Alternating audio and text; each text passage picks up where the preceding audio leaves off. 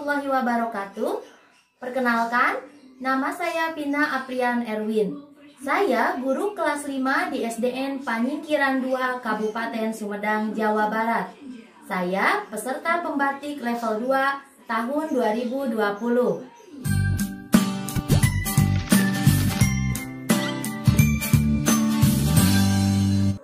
Saat wabah COVID-19 muncul, seluruh aktivitas manusia dibatasi, termasuk proses pembelajaran. Dari mulai jenjang SD sampai jenjang yang lebih tinggi, mulai memberlakukan proses pembelajaran di rumah. Hal ini dilakukan untuk mencegah penyebaran virus yang masif. Sebagai seorang guru, di tengah pandemi seperti sekarang ini, kita tetap harus menciptakan pembelajaran yang kreatif, inovatif, dan menyenangkan. Oleh sebab itu, kita harus mengaplikasikan teknologi informasi dan komunikasi ke dalam proses pembelajaran online. Dalam pembelajaran online yang saya lakukan, saya menggunakan berbagai macam aplikasi. Di antaranya, yang pertama, WhatsApp Group. Digunakan untuk absensi dan untuk komunikasi antara saya dengan siswa dan orang tua siswa. Yang kedua, saya menggunakan film Morago. Digunakan untuk proses pembuatan video pembelajaran dalam menjelaskan materi pembelajaran yang akan saya ajarkan. Yang ketiga, saya menggunakan YouTube untuk mengupload video pembelajaran yang telah saya buat. Yang keempat, saya menggunakan Zoom untuk berkomunikasi dan tatap muka. Yang kelima, saya menggunakan Quizizz untuk kuis dan tes siswa. Dan yang terpenting adalah aplikasi Rumah Belajar. Aplikasi Rumah Belajar sebagai portal pembelajaran yang berisi bahan ajar serta fasilitas komunikasi yang mendukung interaksi antar komunitas.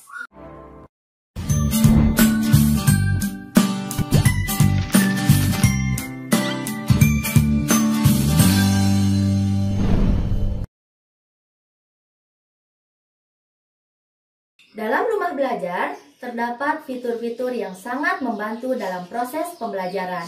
Terdapat fitur utama dan fitur pendukung.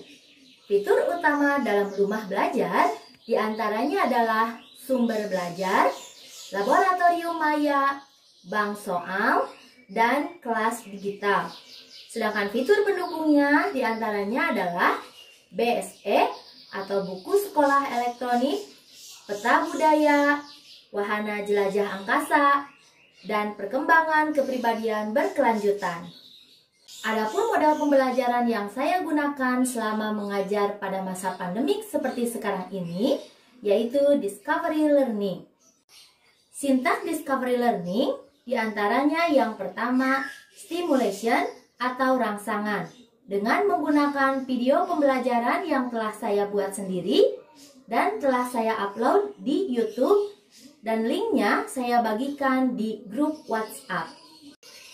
Langkah yang kedua adalah identifikasi masalah.